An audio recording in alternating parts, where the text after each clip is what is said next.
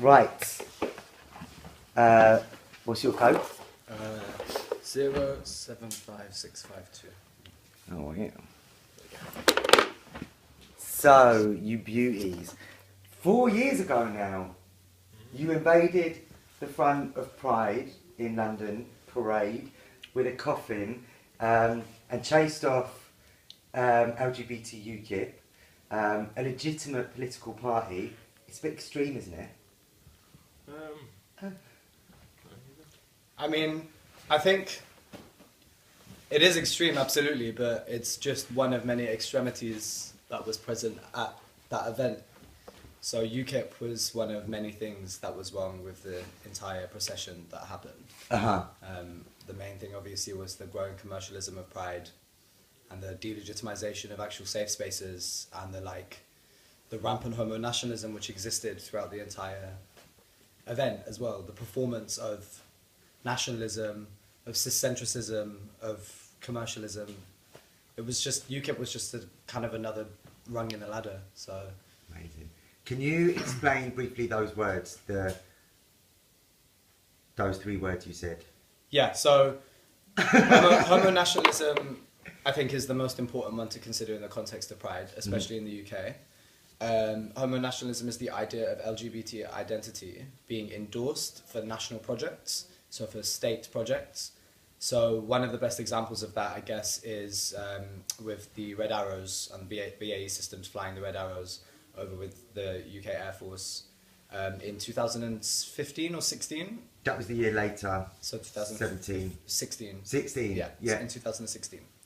So homo-nationalism is this idea of LGBT identity being exported to other countries. So bombing for LGBT identity, bombing for women's emancipation, they all inherently link together.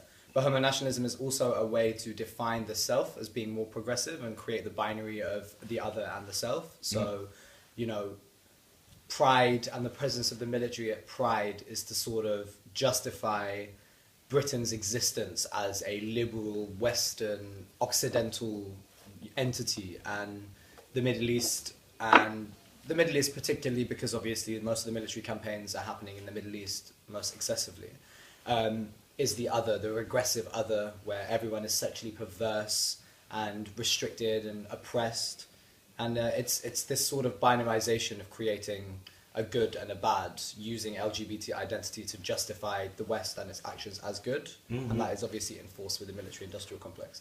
But that was more present in the year we weren't there. That UKIP was in 2015, and even though there was obviously a military presence, there was like a faction of the UK military.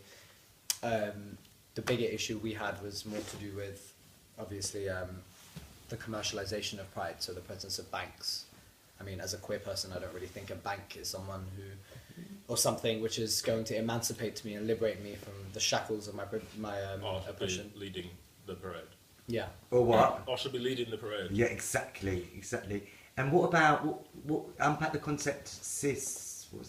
So cisgender is a person... No, you said Ciscentric? Ciscentric, yeah. Yeah, so, I mean, you know, cisgender identity naturally is one in which a person's biological sex matches their gender expression. And ciscentricism is this mentality of reinforcing that as the only way of existing and enforcing that as the most predominant form of existing. So this idea that we are all born into the right body, so to speak, and that gender in itself is inherently linked to sex, which we all know it isn't. Ciscentricism is kind of a perpetuation of the binary, just like homo-nationalism is a perpetuation of the progressive West and the regressive Middle East, or the regressive Africa, or the regressive Southeast Asia or East Asia. This cis-binary, the ciscentricism is kind of a similar thing of there's only man and woman, and we should focus on man and woman, and everything in between, or everything that transcends that is just, a side project. Sure. What's the code again? 075652. Cool. Imagine if Marsha P. Johnson and Sylvia Rivera, who started the Stonewall riots, which led to the modern Pride movement, came to Pride in London today, or in the last couple of years. What do you think they would think or do? I think it'd be terrible. Yeah? Yeah, because it just doesn't represent I don't think it has a good representation of PLC queer culture. I don't think it's an accessible space for queer PLCs, and it doesn't represent that same level of direct action that Stonewall was about, in the sense that it's all about, you know, taking drugs and partying now. And I think I don't know, like Akin says, in Turkey, in a Turkish context, Pride's still quite a risky thing to do. It's illegal. Thing to do. It's banned. Now it's like it's where people go for, you know, hen parties, and it's all about you know, it's just all about getting drunk, taking drugs, and partying. And it's kind of lost lost that kind of direct action. It's treating it in a performatively celebratory manner, as if the goal has been achieved of like LGBT or queer emancipation.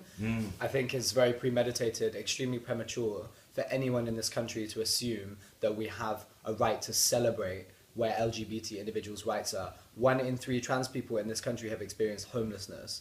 Like, at least 50% of LGBT people have experienced a form of street harassment in the past 12 months. This is a report which was published by Stonewall. Yeah. Stonewall also published a report saying in the first 3 months after Brexit went through, there was a 133% increase in homophobic crimes on the street. How can you go to Pride and celebrate and drink and say, we're so happy for the way that we have rights in this country, when there are still millions of people who are homeless? We don't even have an LGBT shelter in London. The first ever LGBT shelter has just opened in the past 2 weeks. That's insane. How are we celebrating? This is not a celebratory matter.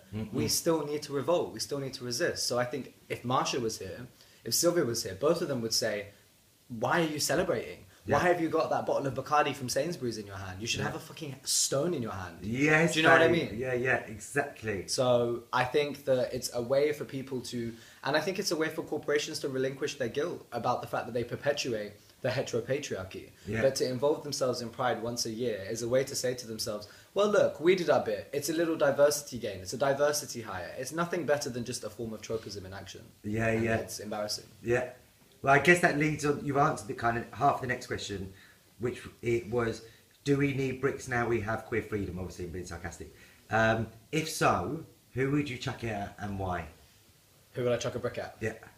Who or what would you chuck a brick at? Because I'm guessing you've answered the questions that we still need to chuck bricks. So this year, 2019, who is the main thing or person that we need to chuck bricks at? There's so many. I don't know, because I never really like personalized politics in the sense of thinking if there's a particular person. I think it would be naive to just hold individuals responsible for actions which are perpetuated by structures rather than individuals. So I guess I would throw a brick at white supremacy. I'd say in a queer PLC context, it's been the media, the representation of queer people in the media.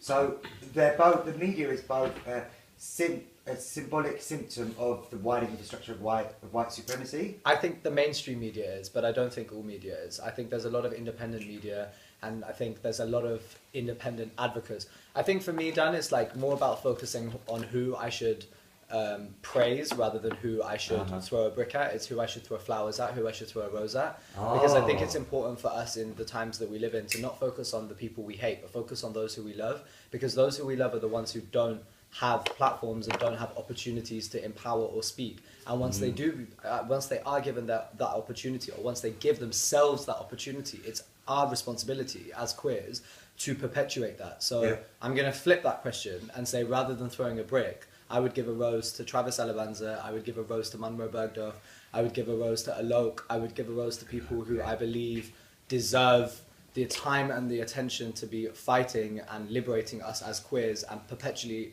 you know, going down a narrative of empowerment rather than one of disempowerment. Yeah. Wow, brilliant. Thank you. What's the code again? 075652. 52. And Levi, what do you think about the brick or the flowers, or both?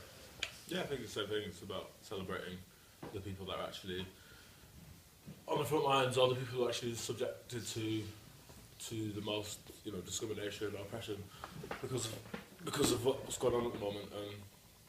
I think there's too many people to throw bricks at, and I don't We don't have enough bricks. feel like it's a solution to tackling the cause. Yeah. It's more about lifting up the people that are Exactly. lifting up and identifying the people who are driving the force of changing things. Roses are natural, bricks are man-made. So I'd rather focus on something which is nurturing than something which takes. I don't know. Find a metaphor there somewhere. I need you both more in my life. I wake up and like, oh, I chuck and forget. So where next for you and Pride? Where next for you and Pride and for your personal queer power? Because it's such a fucking big vehicle, isn't it? It's such a noisy vehicle that sells itself to us. But for you personally, where next for you for your queer power? Personally, Pride for me is something that I've never really felt affiliated to, or something that's never really given me a sense of